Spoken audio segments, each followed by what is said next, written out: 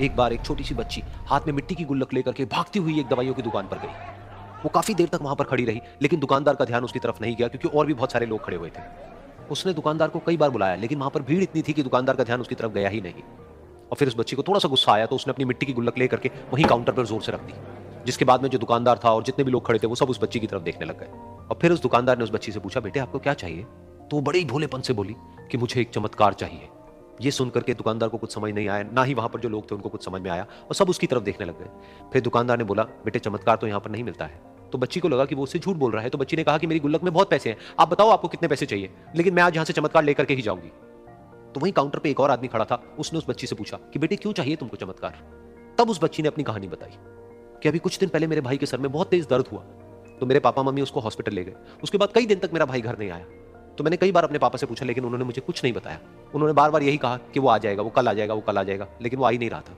तो मैंने देखा कि मम्मी रो रही है, और पापा मम्मी को कह रहे थे कि उसकी दवाइयों के लिए और उसके इलाज के लिए जितने पैसे चाहिए उतने मेरे पास में नहीं है, अब उसको कोई चमत्कार ही बचा सकता है।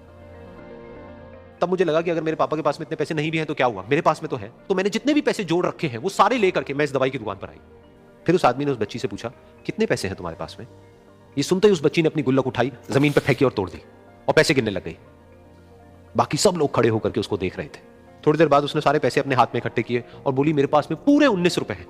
वो जो आदमी वहां पर खड़ा था वो थोड़ा सा मुस्कुराया और बोला कि अरे तुम्हारे पास में तो पूरे पैसे हैं, इतने का ही तो आता है चमत्कार। ये सुनकर के वो बच्ची बहुत खुश हो गई और बोली कि चलो मैं आपको अपने पापा से मिलवाती हूँ।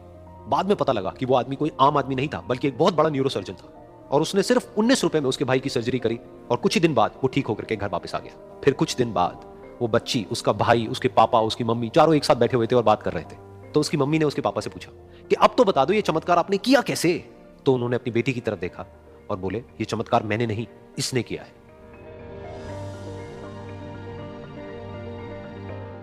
तो यहां पर एक बहुत बड़ी बात है जो हम उस छोटी सी बच्ची से सीख सकते हैं कि जिंदगी में कभी कभी ऐसा होता है कि हमको कोई रास्ता नजर नहीं आ रहा होता है और हम लोग हिम्मत हार जाते हैं। तब हमारे अंदर एक बच्चा होता है जो कोशिश करने से कभी भी पीछे नहीं हटता है। वो हार मानने को तैयार नहीं होता है क्योंकि उसको ना शब्द समझ नहीं आता है।